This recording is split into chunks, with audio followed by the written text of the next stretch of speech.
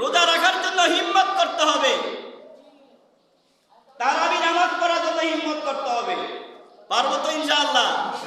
হিম্মত বাড়াইতে হবে। হিম্মত মানে সাহস।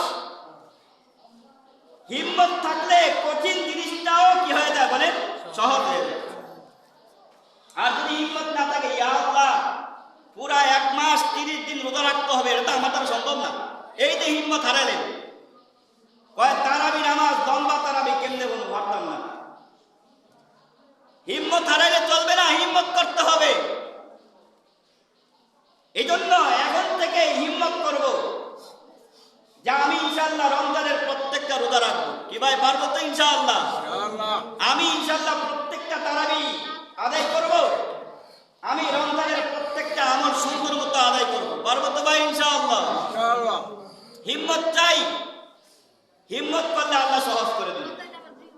আল হিম্মাতু হিয়াল ইসমুল আযম। হিম্মত হলো ইসমে আযমের মতো। কার মতো ভাই? ইসমে আযমের মতো হিম্মত, সাহস।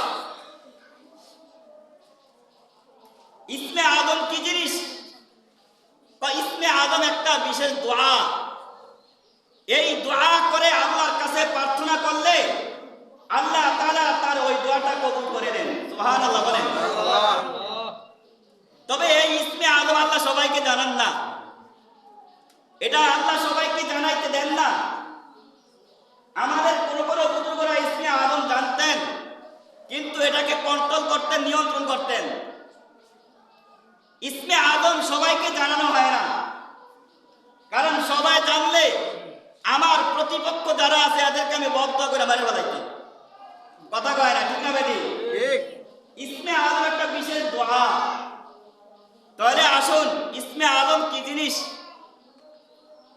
আল হিম্মাতু হিয়াল ইসমুল আযম।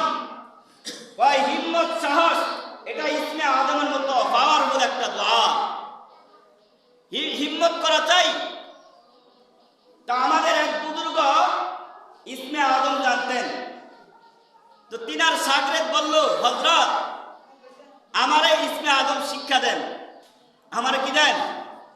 ইসমে আযম শিখান। বুজুর্গ বললেন, না, তুমি সবর করতে পারবে না, তুমি এই ইসমে আযম শিখা হজম করতে পারবে না, ধৈর্য ধারণ করতে পারবে না, বরদাস্ত করতে পারবে না। এবার শাগরেদ বলে, আবার হুজুর আপনি আমাকে ইসমে আযম শিক্ষা দেন। এবার বুজুর্গ বললেন, ঠিক আছে, তুমি অমুক দিন অমুক রাস্তায় দাঁড়ায় থাকবা, ওখানে যা কিছু ঘটে শুধু দেখবা, প্রতিবাদ করবা না। যা কিছু ঘটে দেখবা, প্রতিবাদ করবা না। বিকাল বেলা আইসা আমাকে জানাইবা কি কি করছে। এবার শাগরেদ বুজুর্গের কথা মতো রাস্তার মোড়ে গিয়া দাঁড়ায় রইলেন। দেখলেন যা কিছু ঘটছে সকাল থেকে নিয়ে সন্ধ্যা পর্যন্ত, যা কিছু ঘটলো বিকাল বেলা আইসা এবার ওই শাগরেদ বুজুর্গের জানাইলেন, যা ঘটছে তার মধ্যে এটা একটা ঘটেছে। ওই শাগরেদ বললেন, হুজুর। পীর বুজুর্গ বললেন, কি কি দেখলা, কি কি ঘটছে এবার বলো। শাগরেদ বললেন, হুজুর আমি যখন রাস্তায় দাঁড়াইলাম, রাস্তায় দাঁড়ানোর পরে দেখলাম একটা বৃদ্ধ লোক জঙ্গল থেকে জ্বালানি কাঠ কাইটা গরুর গাড়ি দিয়ে নেওয়া যায়। সে যখন আসলো তখন এক যুবক ওই বৃদ্ধকে মারধর করে তার কাছ থেকে জ্বালানি কাঠ ছিনাইয়া নেওয়া যায়। এবার বুজুর্গ বলেন, তোমার কাছে কেমন লাগছে? এবার শাগরেদ বলেন, হুজুর ওই যুবকটা লাঠিগুলো নাই নিয়ে যাইতো, কিন্তু বৃদ্ধকে কেন মারলো? সে তো কোনো অপরাধ করে নাই, এটা আমার কাছে সহ্য হয় নাই।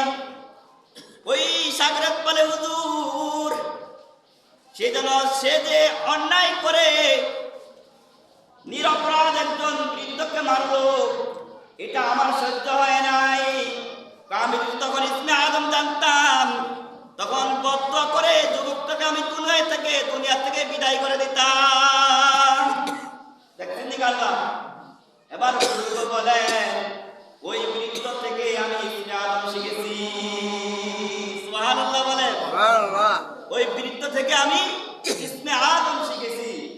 মুহতারাম হাজিরিন, এজন্য আল হিম্মাত হিয়াল ইসমুল আদম, হিম্মত হলো ইসমে আদমের মতো সাহস, যে আমি ইনশাআল্লাহ এখন থেকে নিয়ত করব, আমি রমজানের 30টা রোজা রাখবো, আমি রাতের বেলা তারাবি নামাজ পড়বো, আমি বেশি থেকে বেশি কোরআন শরীফের তেলাওয়াত করবো ইনশাআল্লাহ। আমি এক ওয়াক্ত নামাজ কাজা করব না। রমজান মাসে আমাদের ভলিউম বাড়ায় দেব, পারবো তো ইনশাআল্লাহ।